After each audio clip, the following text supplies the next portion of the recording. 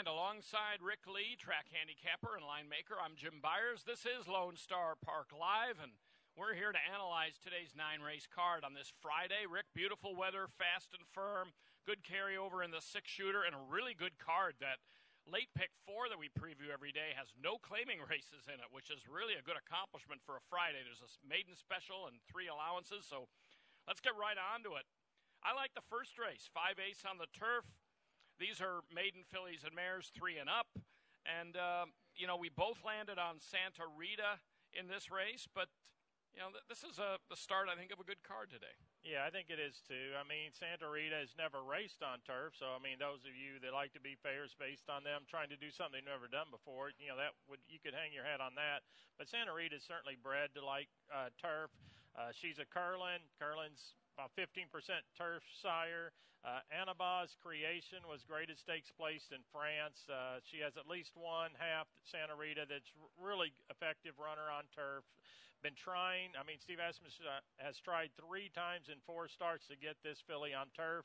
Each time has been washed off. Has shown ability on the main track anyway, the fastest Beyer figs basically in the race, but finally gets to run on turf, so I expect that she'll run even better than she has on the main. The 4-horse Caldish is a very interesting filly. She's 4 years old. Santa Rita's 3. Caldish, as you can see at Remington, was very competitive, narrowly beaten around 2 turns. This year, she ran around 2 turns at Oaklawn in her most recent start. Battled for the lead, held on to finish 3rd as the 2-1 favorite, was claimed by Broberg. Broberg puts blinkers on, returns to turf. She's shown speed in her sprint races on the main, now finally gets a sprint on turf. I could see her running a very big race. And shining down on Dallas is the 8. That's my next selection, who was narrowly beaten in her most recent race, fast closing 3rd at Fairgrounds. The runner-up did come back to win and ran a 67 Beyer figure, which means that this race here, certainly you could put a plus mark by the Beyer in that race. Fast work here, 35 and 4, fastest of 50th. So perhaps this horse or this filly, if she comes back fit, fresh, she has been fresh, and she's a danger here. Yeah, I agree with all of your picks there. I looked up. I'm glad you mentioned Anaba's Creation, the dam of Santa Rita. I looked her up. Not only was she good over in Europe, but she ran second, beaten ahead by none other than Zenyatta in the Clement Hirsch at Del Mar back a few years ago. And, that's a nice feather in your cap if you can get to within ahead of Zenyatta. But nonetheless, I like Santa Rita as well for the obvious reasons you stated. Same thing for Caldish. Shining down on Dallas obviously merits a lot of respect. She was my 4th pick. My 3rd pick is an intriguing horse to me, Prairie Dress. This filly basically bolted last time at Houston on the main track. Has very high speed, showed really good speed, but raced wide from the get-go, and then at the turn it was off to the, parking lot, basically. He didn't actually leave the course, but was completely out of the race. I'm kind of curious. She got the dreaded -0 Beyer for the way she finished, but kind of intrigued to see with blinkers on in a 5-Ace turf race. She could be really, really fast. We'll see how she manages that turn. Yeah, it is interesting that they took blinkers off, and then she ran. Yeah. She lugged out so badly. So her blinkers on is back to the way she's comfortable racing. So, yeah, I could see why you could be thinking this might be a sleeper in here.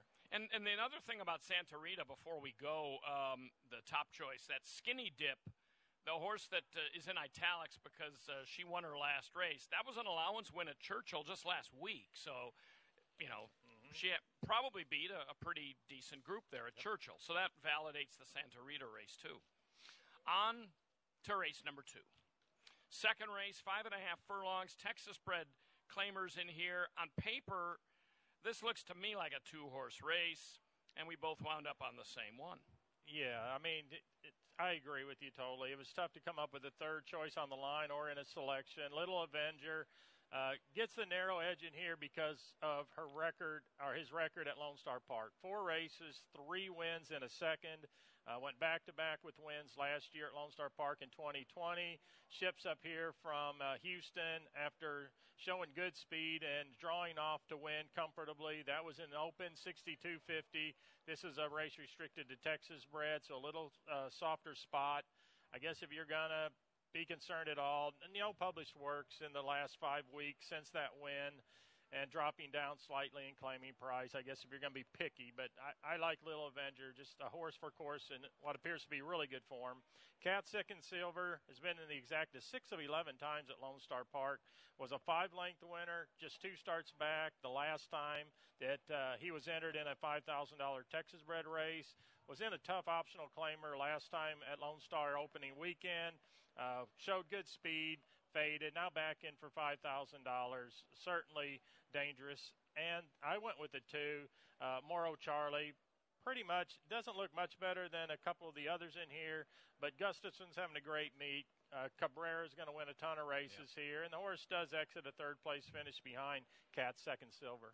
Yeah, I mean, we're very similar. I went with Moro Charlie 4th in a coin flip. I took Magic Bow, a 10-1 shot on the line, as the 3rd choice, only because of the speed. This race seems to be just laden with early speed, which you're going to expect in a shorter sprint. But, I mean, this almost looks like an 870 quarter horse race where everyone's going to be shipping out for the front. It's just going to be a matter of who prevails. But, yeah, I mean, we're very similar there. And, for this level, it's a pretty interesting race as well. I mean, Cat Second Silver does have a lot of things going for him as well. Yeah, I think in this whole body of the race, if you look at all 6 of them's wins, only one of them's come from more than 1 length back to win a race. Yeah. So you're right. I think there's going to be a mad scramble to the front, which actually sometimes causes a chaotic finish. Yeah. On to the 3rd. Now, in this race, we have mostly stretch outs from shorter distances, a mile, Texas-bred non-winners of 2 claimers, and a group of 6 going in this one. I really thought all 6 could win this race. I don't know what you thought. It was a confusing mess, to be honest with you.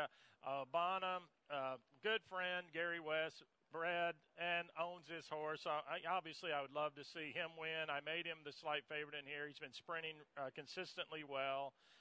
You can look at the pedigree, distance on both sides. So I think Bonham's probably the one to beat, but I went with Cha-Ching Bling at 4-1.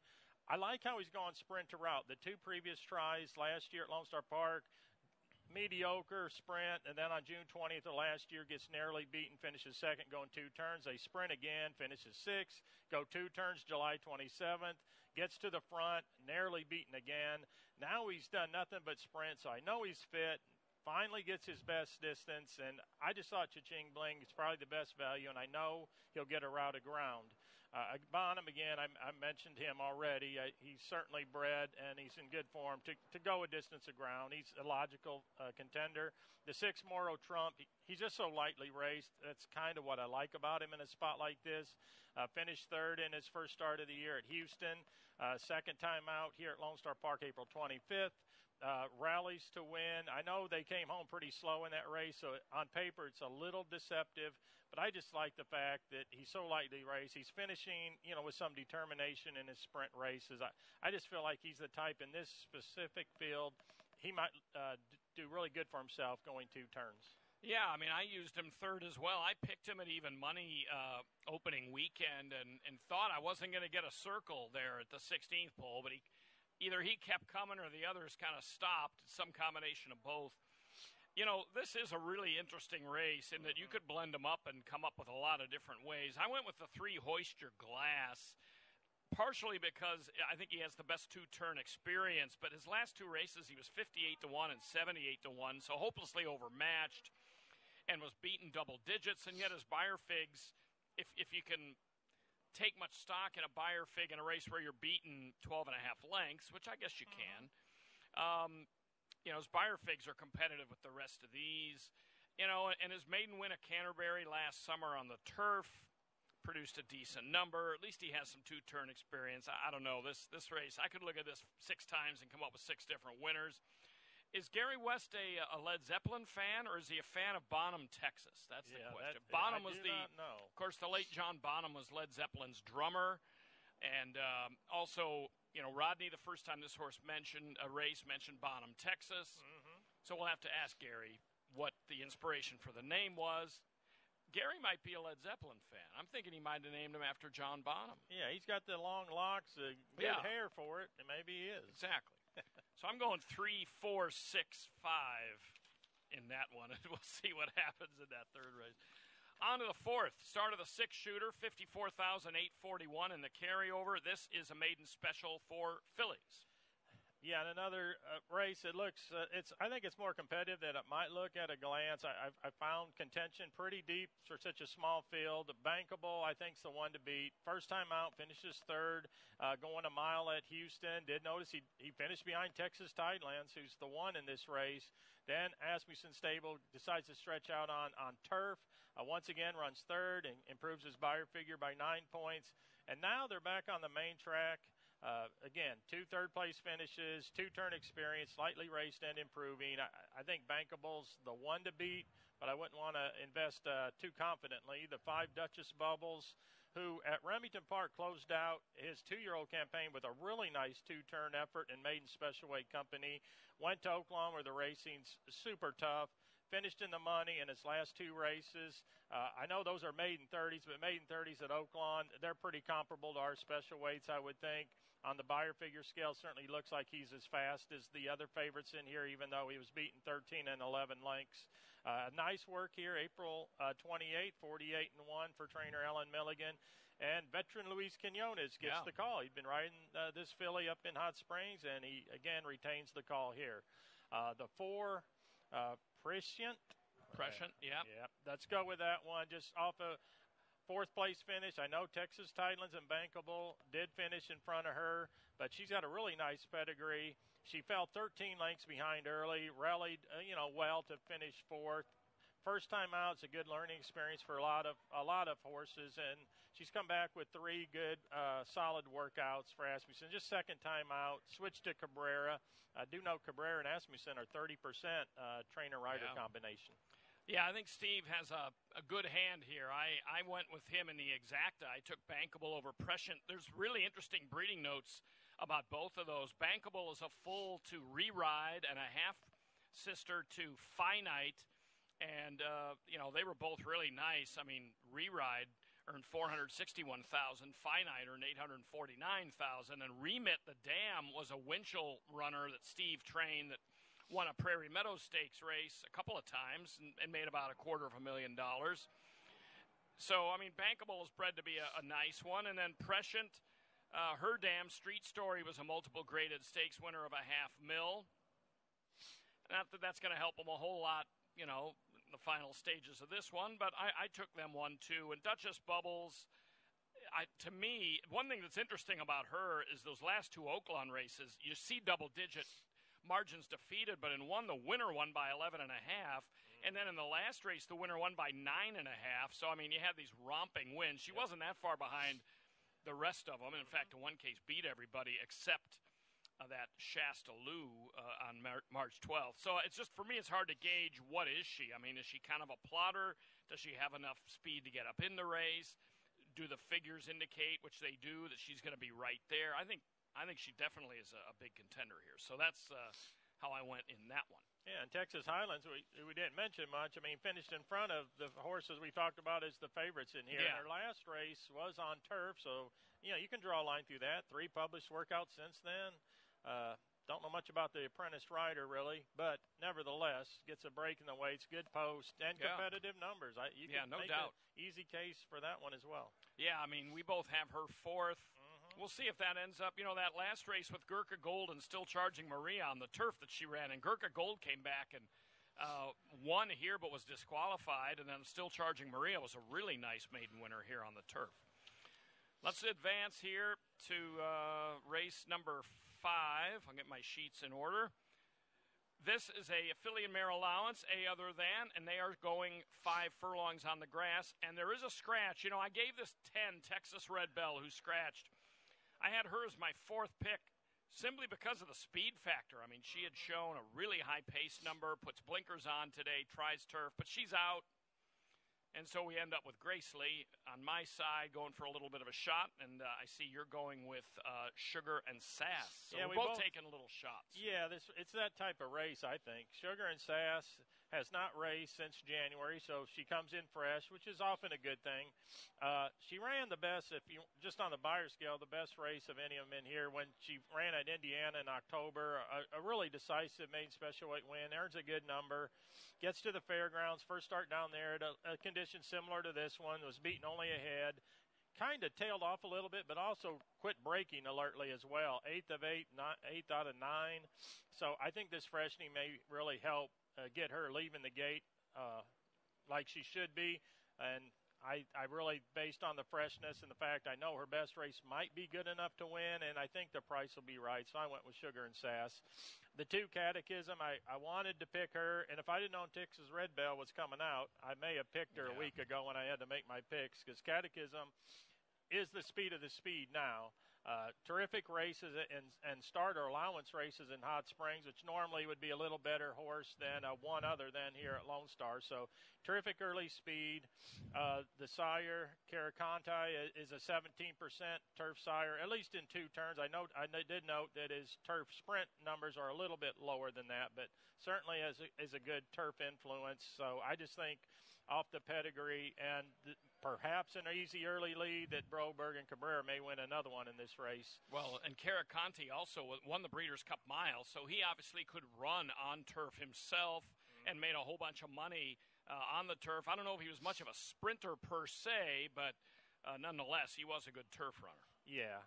And I went with Ignis as my next selection, who at the same level at Houston, most recent race, was 7th early, then rallied on to finish 2nd. It was a condition claiming winner in a turf sprint at Houston, just 2 races previous to that. The buyer figures are certainly good. It's the fastest last race number, and another contender from off of the pace for Asmussen. I just wonder if this one will get the pace it may need to run her best race. Yeah, I wondered about that, too. I used her second. I went and watched that race on April 2nd. You know, it was okay. I mean, it looks good on paper, and the buyer fig is certainly nice. Beats the par.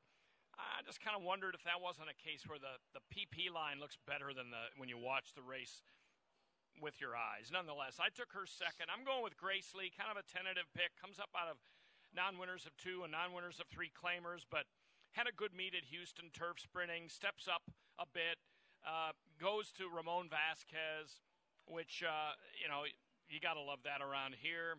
And might be a little bit of a decent price and should get a nice ground-saving trip, you would think, at least until he might have to swing her out coming for home. That might happen here because it doesn't look like she has much early foot to go with turf sprinters, but she's done well turf sprinting. So I took a shot with her in a really nice wide-open race. And so I went 1-5-2. Now, do we have video for race number 6? Okay, we're going to skip that then. I was thinking about showing Right Tone. This is a maiden special weight at 7/8. Basically, Rick, what I was going to show, Right Tone got an inside trip at Oaklawn going a mile and a 16th in his last start. Stiletto Boy, the winner, was 6-5, and Cryo, the runner-up, was 2-1, so they dominated that 8-horse field in the betting. This horse was the 3rd choice and ran a really nice race. I mean, dug in pretty well. He did switch leads back to his inside lead late. Maybe got kind of tired, but this is a shorter race. Based on all the different factors, blinkers on, high buyers, I mean, to me, he's an absolute stick-out. Yeah, he stands out in here on numbers, on class. I mean, even the previous race, Mr. Wireless came back and won an allowance race for Brett Calhoun. So he's just been in with better than he faces today. You had mentioned going to Vasquez, 35% when these two, Diodoro Vasquez, team up at Lone Star Park, and that's with a 92-horse sample. That's not just 10. Then blinkers on, we need to mention that. Now, Diodoro blinkers on, he's 24%.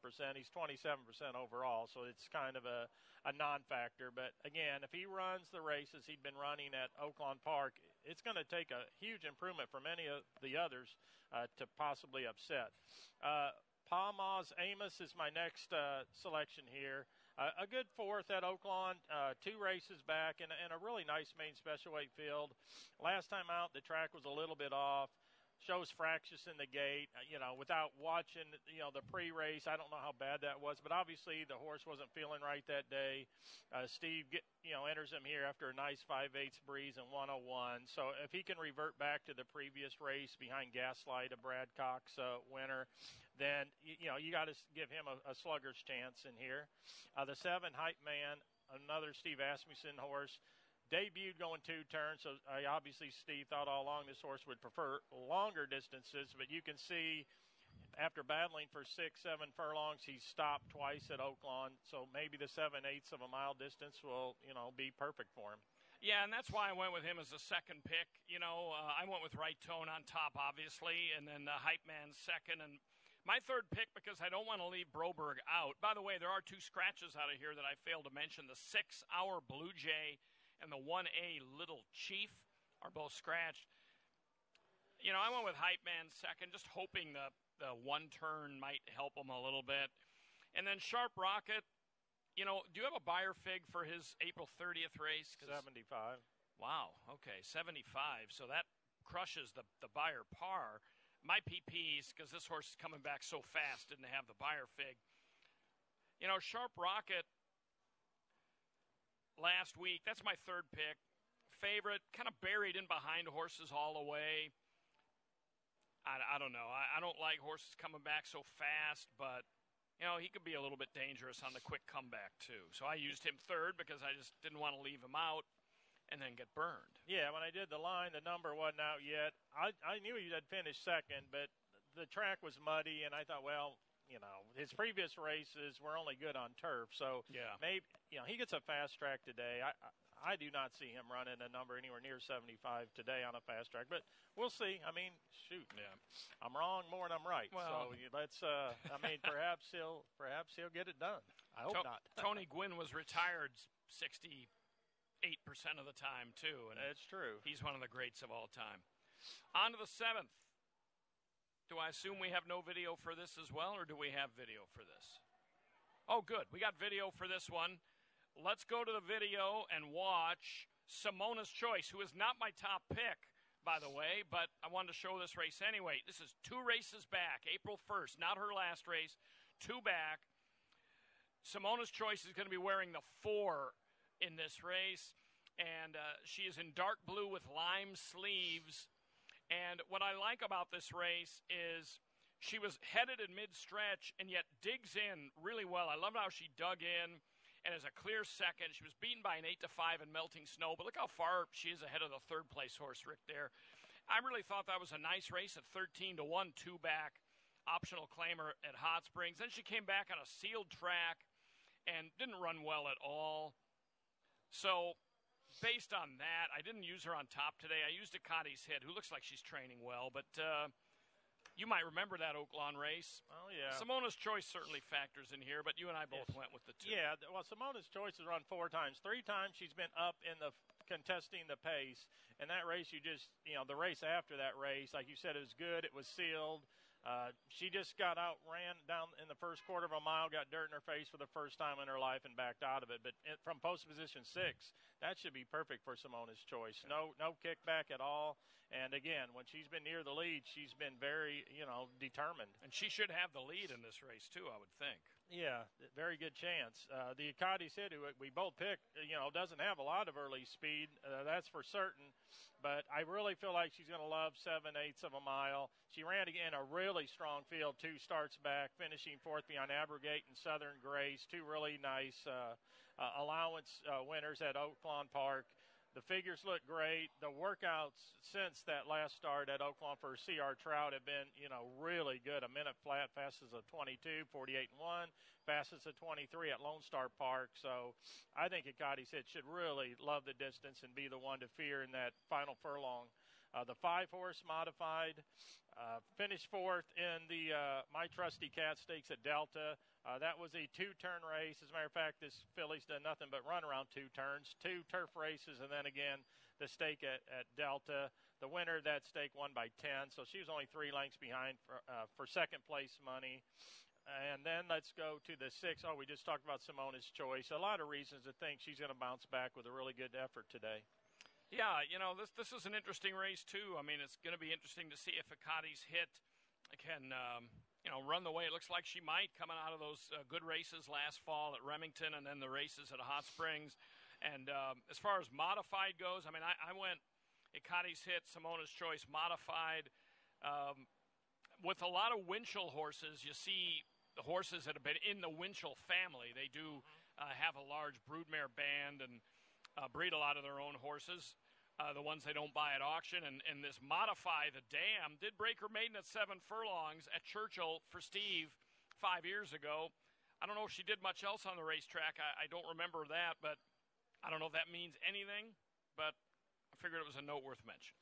Yeah, and her last race was in January and chose just 1 work at Louisiana Downs. Now, as a clocker, I try not to get too caught up in that. I know Steve transfers his horses all around from Houston to Louisiana Downs to Oaklawn back down here, so I guess it could have got lost in the shuffle. But it's a little concerning if you're betting a horse at 2-1. At 8-1, sometimes you'll roll the dice with something like that. But, boy, I'd like to see published work here and there. Especially for Steve, who tends to run, who tends to work his horses quite a bit. I mean, some guys, seem to get by on non-works, but normally not that barn. On we go to the 8th. Boy, Asmussen had a strong night last night. He has a strong year every year. But he's got some good ones here in this. This is a really nice race, 5/8 on the turf in race number 8. Yeah, the 5 Archie does too. Last time out was in a race that they washed off the turf at Fairgrounds. His previous races, were very good against good companies. He was graded stake placed at Belmont, then again went to Fairgrounds and won a $75,000 stake. Was favored in the Kenner down there for $100,000. Ran kind of a lackluster race, and then of course the race on the main track.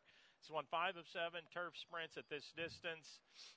If he runs his best race, it's all over. If you're going to bet against him, I guess you just point to his last 2 races. They're just a little bit subpar. Steve did feel like he needed to give this 5-year-old a little bit of a freshening. So again, that might be the chink in his armor in here. The 4 Power End, another Steve Asmussen trainee who raced well at Fairgrounds and a bunch of 2 other then races, very competitive. Shipped to Houston, did finally clear that condition. Shows he's gelded, run as a gelding for the first time. And obviously he'll be a late danger in here if he runs typically the way he does. And then Kelly Kingpin, my next selection, who in a race without a lot of early speed. Again, this is our second turf sprint today where we don't really see those suicidal fractions or those types of horses. But this 7-year-old, I think, will get the lead. After 2 routes in Houston where he, set the pace and faded, they decided to sprint him finally after quite some time, March 27th. Dueled for the lead in 44 and 3, drew off to win by nearly 3.5 lengths. It's worth noting Iram Diego was aboard that night. He's back aboard here today. And it looks like Paul Duhan's done a good job of getting this horse's career back on track. Yeah, this horse once won a downhill turf race, or didn't win, but earned an 89 buyer, ran second on a downhill turf race at Santa Anita. I don't know if they'll ever run a downhill turf sprint there anymore. They've pretty much eliminated that and expanded their turf course to be able to run conventional one-turn sprints. But nonetheless, I digress. Yeah, we have the same picks in the same order, pretty much the same reasoning as well. One thing I will point out, I mentioned this yesterday, we don't need to dwell on it, but Jorge Navarro, who is under indictment, used to have this Archie Dust. Well, he had a horse, that XY Speed, last night that I picked against, not because of Steve. And Steve did a wonderful job with XY Speed, and he's done a great job with Archie Dust, but I just tend to stay away from these horses that used to be with, these guys like Navarro. But, boy, I got schooled in that last night by XY Speed, who got up and won on the same course, the same distance. So Archie Dust is another one of those. But he's done a lot more for Asmussen's barn than XY Speed had done in his 2 starts for Steve. That's true. But nonetheless, he's been very good regardless of who's training him. And he looks strong, but, I mean, I didn't suggest a single in the pick 4 in that leg just because I think Power End and Kaye Kingpin could be salty, especially if Archie Dust doesn't run. Yeah, if Archie Dust doesn't fire, Bob's bad boy in about our time. I could actually make a case for those, perhaps bringing a bigger upset. Yeah. Let's wrap it up here with the 9th. Couple of scratches out of this race. The 4 First Rate and the 1A Comedian. An A other than allowance here. Also open to non-winners of 2 going a mile. Yeah, and the 6 Gold Double added blinkers last time at Fairgrounds in the maiden special weight race. Had this beautiful tracking trip, drew off to win. The 3rd place finisher has since come back to win. I like the work pattern here at Lone Star Park. Some really nice 5/8 breezes. I think he's going to work out just an ideal trip. And over the last year and a half, Vasquez Calhoun, 26% winning angle. So off what I project to be just a perfect stalking trip, I'm going to take Gold Double in what I think is a really tough race. Victory Boulevard is my next selection, who was really good last year at Keeneland, Churchill Downs, back-to-back wins, went to Fairgrounds in a one other than, finished 4th in a race that earned a very strong buyer figure, 6 points faster actually than the par here. And then last time out at Houston, I ran really well, beaten less than 2 lengths, again at this same condition. Now draws inside after a pretty wide trip, and did win 5 of 11 starts last year. So Victory Boulevard, a lot to like.